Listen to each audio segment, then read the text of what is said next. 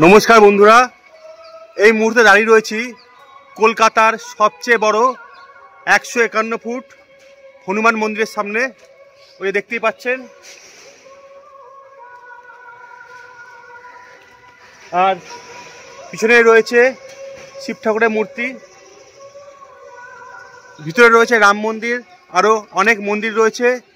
সুতরাং স্কিপ না করে পুরো ভিডিওটা দেখতে থাকুন। আর এখানকার পরিবেশ কিন্তু খুবই সুন্দর, একেবারে ছায়া গাছগাছালি। এই দেখুন, পাশে জলাশয়, জলে একাধিক পানকৌড়ি, প্রচণ্ড বৃষ্টি, সেই জন্য পাখি দেখতে পাচ্ছি না।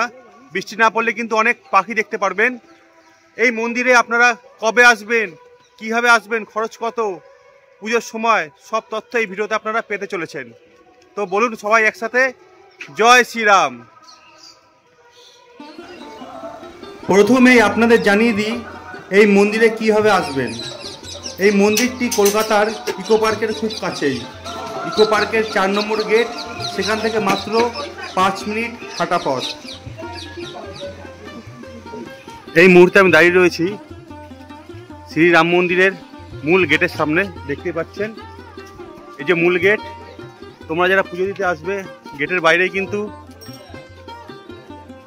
প্রসাদ পেয়ে যাবে সব রকম। এখানে সব রকম প্রসাদ পাওয়া যাবে তো? হ্যাঁ। পুজোর জন্য কি লাগে? তুমি যদি 101 টাকা ডলার নাও, তার মধ্যে তোমার একটা লাড্ডুর প্যাকেট থাকবে, একটা সিঁদুর থাকবে, একটা ধূপকাঠি থাকবে, একটা মালা থাকবে, একটা ঘিয়ের প্রদীপ থাকবে। আচ্ছা, ঠিক আছে। ছোট ভাই বলছে 101 টাকা নিলে কলাও থাকবে। ও, কলাও থাকবে। 101 টাকা এত কিছু দেবে। ভাইয়ের নাম শুভ। শুভর কাছে চলে আসবে। নিউ টাউন রাম মন্দির একদম বাইরেই বসে, একেবারে বা সাইডে গেটের সামনে। 101 টাকায় পুরো সাজিয়ে গুছিয়ে এমনকি প্রসাদ দেবে, লাড্ডু, ঘি, সব কিছু পেয়ে যাবে। সব কিছু A to Z আমার দোকানে সব কিছু পাবে তুমি। ঠিক আছে, ধন্যবাদ শুভ।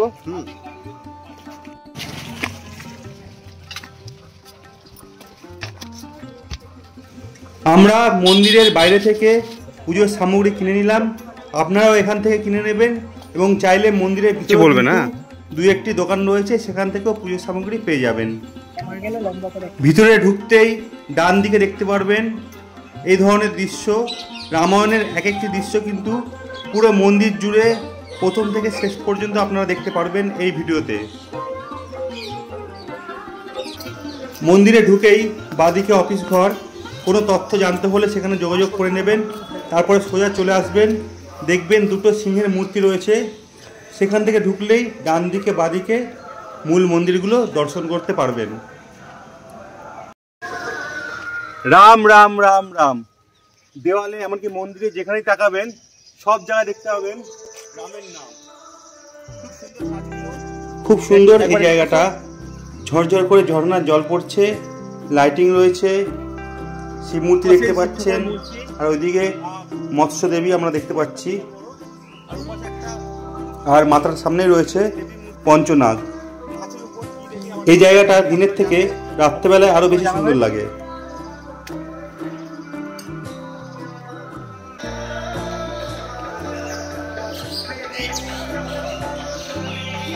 চোখের সামনে দেখতে পাচ্ছেন প্রায় 150 ফুট লম্বা শিব ঠাকুরের মূর্তি, একদম ঝকঝকে চকচকে রং করা হয়েছে। আর ওই দূরে দেখতে পাচ্ছেন 155 ফুটের বজরংবলী মূর্তি, কলকাতার সব থেকে বড়। আর লেজটা দেখতে পাচ্ছেন প্রায় 3 তলা বিল্ডিংয়ের সমান বজরংবলীর লেজটি। যেমন সুন্দর মন্দির তেমন সুন্দর পরিবেশ, আসলে মনটা ভরেই উঠবে। ছায়া ঘন জায়গাটি, আর দেখতে পাচ্ছেন বাদিকে কনস্ট্রাকশনের কাজ চলছে। এখানেও আগামী দিনে নতুন মন্দির তৈরি হবে। নিউ টাউন রাম মন্দির, তবে শুধু রাম মন্দির নয়, ভিতরে প্রবেশ করলে অনেকগুলো আলাদা আলাদা পার্টে মন্দির দেখতে পাবেন। বন্ধুরা, রাম মন্দিরের ভিতরে এই সেই পবিত্র জলকুণ্ড। এখান থেকে পরিষ্কার বোতলে, শুদ্ধ বোতলে জল নিয়ে যাবেন এবং সেই জল বাড়ির চারিদিকে ছিটিয়ে দেবেন, তাতে সংসারে মঙ্গল হবে। আমরা এখন মূল মন্দিরের কাছে চলে আসলাম। দেখতেই পাচ্ছেন জোড়া হাতির গেট, ঢুকে ডান দিকে রাম মন্দির, বাঁদিকে কাটুশ্যামের মন্দির এবং একদম ভিতরে পেয়ে যাবেন শিব মন্দির। এছাড়াও অন্যান্য দেবদেবীর দর্শন করতে পারবেন, বজরংবলীর মন্দিরও পেয়ে যাবেন। ঢুকতে ডান দিকে বিশাল সর্পমূর্তি, এটা কিন্তু একটি মন্দিরের গেট। এখান থেকে প্রবেশ করলে একটি রাক্ষসের ভিতর দিয়ে আপনারা বেরোবেন এবং দেখতে পাচ্ছেন সপ্ত ঘোড়ায় টানা রথ, যার মধ্যে একাধিক দেবদেবী রয়েছে। সামনে থেকে নিজে চোখে না দেখলে কিন্তু এই দৃশ্য, এই আনন্দ উপভোগ করতে পারবেন না। খুব সুন্দর পাথরের মূর্তিগুলো কাজ করা রয়েছে। আর ওই যে দেখতে পাচ্ছেন দরজাটি, এটি কিন্তু আমাদের মূল রাম মন্দির, দেখতেই পাচ্ছেন। চলুন একটু পরে আপনাদের ভিতরে দেখাবো। আর ঢুকে বাদিকে রয়েছে বজরংবলীর মন্দির। সপ্ত ঘোড়ার এই নিদর্শনটা আমার খুব ভালো লেগেছে। ঘোড়ায় করে টানা হচ্ছে একাধিক দেবদেবী, দেখতেই পাচ্ছেন রথের মধ্যে একাধিক দেবতারা রয়েছেন। আর এখানেই কিন্তু যজ্ঞ হয় পাশে এই জায়গায়। আর এর পাশে আরেকটি মন্দির আছে, আমরা সেখানেই প্রবেশ করব। তবে তার আগে কাটু শ্যামের মন্দিরটা একবার দর্শন করুন। চোখ চকচকে মন্দির, এখানে আসবেন, বেশ কিছুক্ষণ সময় কিন্তু এখানে কাটাবেন। এই জায়গাটাও খুব পছন্দের জায়গা আমার।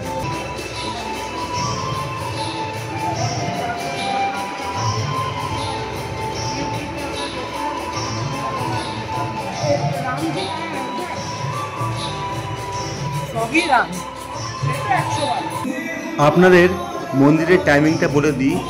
মন্দিরে প্রবেশ করতে পারবেন আপনারা সকাল 6:30 থেকে রাত্রি 8টা পর্যন্ত, এবং পুজো দিতে পারবেন সকাল 6:30 থেকে দুপুর 12টা এবং দুপুর 3টে থেকে রাত্রি 8টা পর্যন্ত। এই মন্দিরের লাইটিংগুলো চোখে পড়ার মতো, ঝাড়গুলো খুব সুন্দর লাগে এবং মন্দিরটি খুব নিরিবিলি শান্ত। আর এইখানে আসলে উপরের দিকে তাকালে আপনারা বিভিন্ন দেবদেবীর মূর্তি কলকা দেখতে পারবেন। এগুলো পাথরের কাজ করা হয়েছে এবং তার উপর রং করা হয়েছে। হিন্দু ধর্মের পৌরাণিক অনেক ঘটনার সাক্ষী রয়েছে এই সিলিংটা। সুতরাং উপর দিকে দেখবেন, ক্যামেরা ক্যাপচার করতে পারেন, ভিতরে ফটো তোলা বা ভিডিও শ্যুট সম্পূর্ণ অ্যালাউ রয়েছে।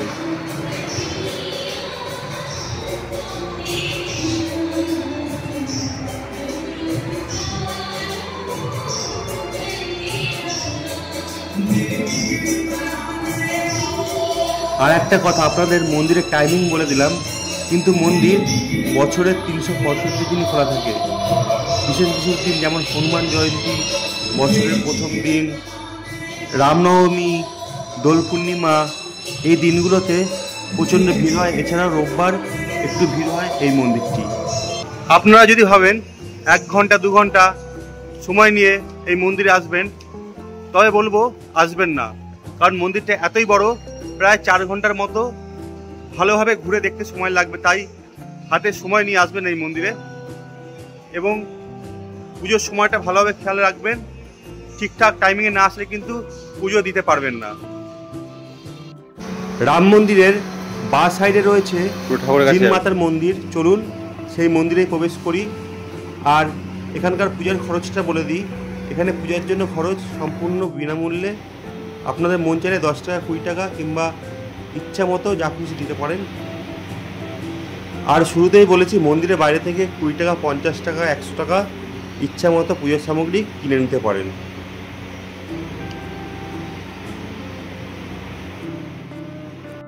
এছাড়া মন্দিরের ভিতরে 2-1টি দোকান আছে, দেখে নিন। পূজার সামগ্রী এখানেও পেয়ে যাবেন, বিভিন্ন দেবদেবীর মূর্তি, মালা, আরও অনেক কিছু।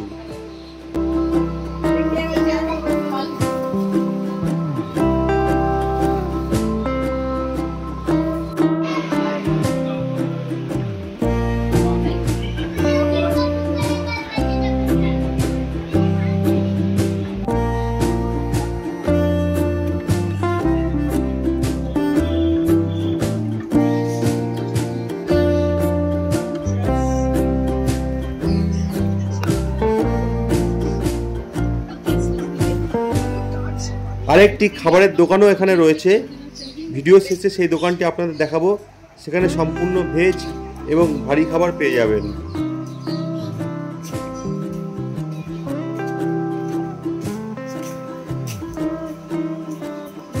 আমরা এখন রাম মন্দিরের ভিতরে রয়েছি। পুজো দিচ্ছি।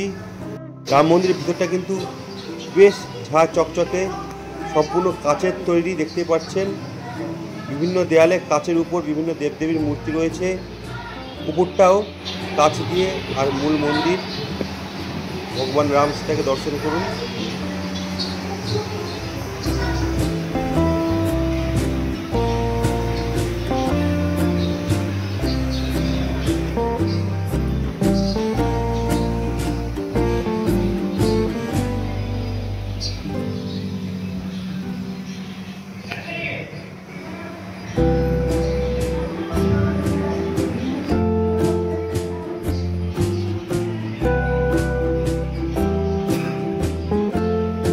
এছাড়াও অনেক কিছু দেখার রয়েছে এই মন্দির ভিতরে। রয়েছে মা কালীর মূর্তি, গণেশের মূর্তি, জগন্নাথের মূর্তি, দেখতে পাচ্ছেন জগন্নাথ, বলরাম, সুভদ্রা একসঙ্গে। সম্পূর্ণ দেওয়াল জুড়ে রাম ঠাকুরের নাম। রয়েছে একটি শিব মূর্তি, দেখতে পাচ্ছেন শিবলিঙ্গ।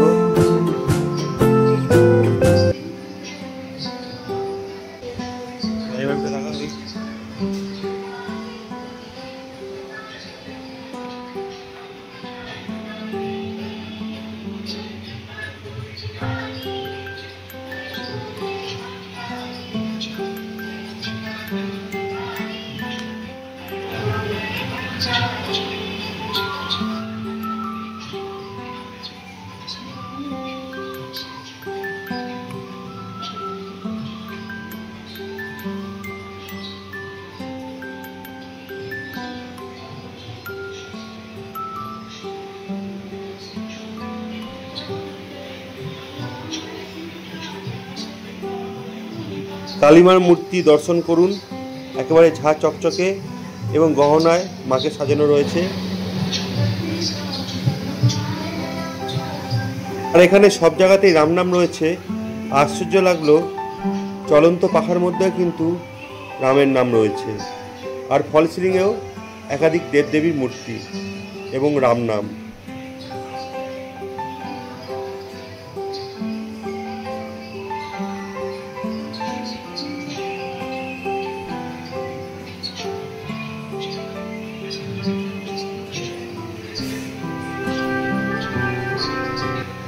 মন্দিরের বাঁদিকে রয়েছে বজরংবলীর মূর্তি।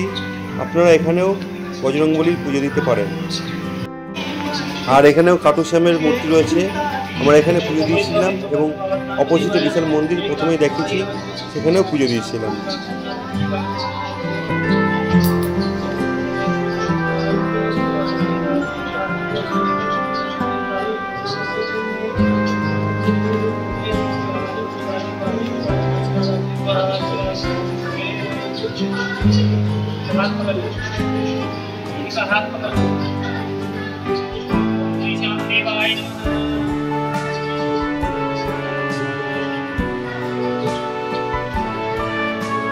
বিশাল বড় একটি রাক্ষসের মূর্তি, যেমন সুন্দর তেমন ভয়ানক। এর ভিতর দিয়ে যেতে হবে শিব মন্দিরের ভিতরে।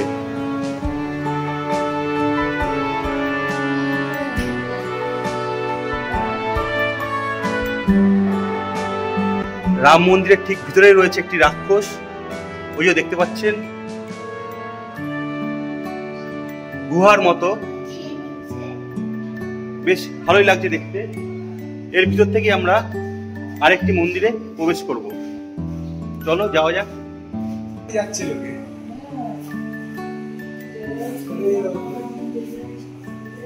এই মন্দিরের ভিতরেই রয়েছে শিব মন্দির এবং ভিতরের দেওয়ালে রয়েছে রামায়ণের বিভিন্ন সময়ের দৃশ্যগুলো, যেগুলো কিনা খুব সুন্দর নিখুঁতভাবে তুলে ধরা রয়েছে।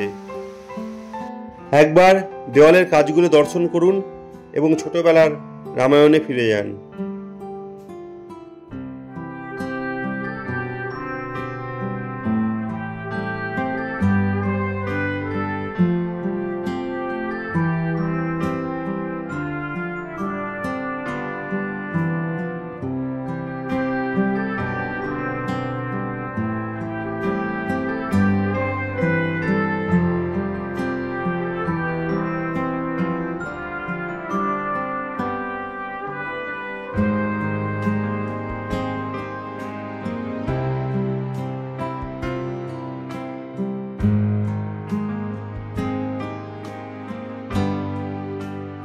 চলে আসলাম শেষের দিকে কর্নারে আরেকটি মন্দিরে। এখানে আপনারা শিবলিঙ্গ এবং পঞ্চমুখী বজরংবলীর দর্শন পেয়ে যাবেন।